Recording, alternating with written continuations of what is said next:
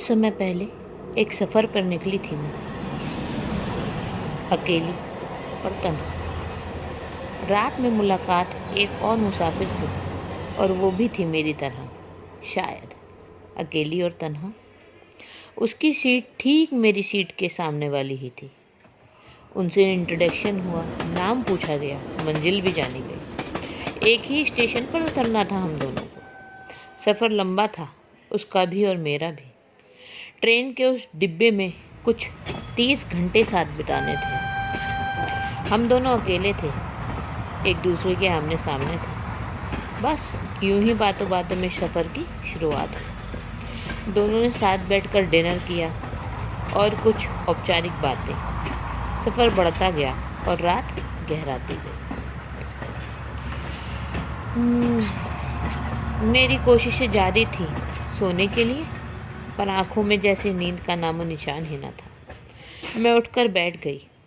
नज़र उस पर पड़ी तो देखा वो भी जाग रही थी। न जाने क्या सोचकर मैंने उससे यूं ही पूछ लिया कि चलो कुछ और बता ही दो आप अपने बारे में।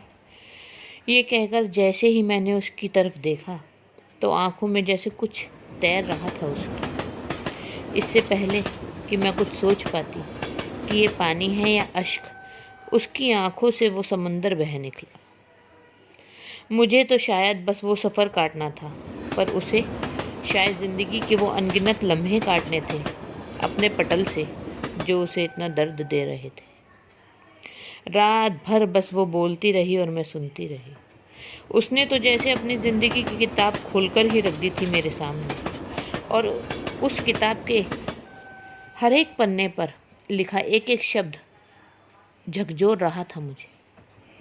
उसने अपना हाले दिल बयां कर दिया और मैं बस उसे टकटकी लगाए देखती रही। उन चंद लम्हों में उसने अपनी कहानी को कुछ इस कदर कहा कि मुझे लगा शायद मुझसे ज़्यादा उसे कोई और समझ ही ना पाएगा। एक भावनात्मक झुकाव हो चला था मेरा उसके साथ। शायद एक अच्छी दोस्ती की शुरुआत हुई थी उस दिन।